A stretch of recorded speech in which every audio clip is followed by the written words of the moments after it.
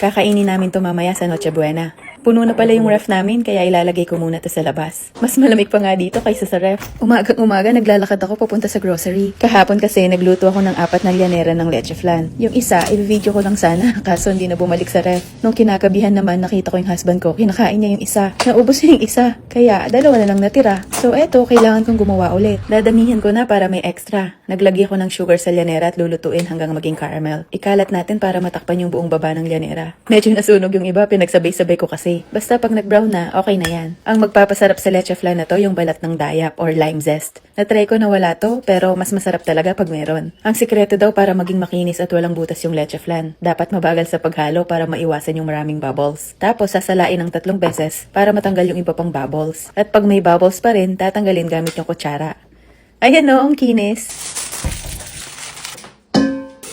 Ang isa pang sikreto, dapat pag nilagay yung leche flan sa steamer, kumukulo na yung tubig. Pero pag nasa loob na yung leche flan, hihinaan yung kalan. Lutuin ng 20 to 40 minutes. Basta every 10 minutes, sinecheck ko kung okay na. Alam mong luto na pag tinusok mo at walang sumama or hindi na jiggly. Ganitong leche flan yung gusto ko. Sobrang rich at creamy. Tapos uunti-untiin kong kainin.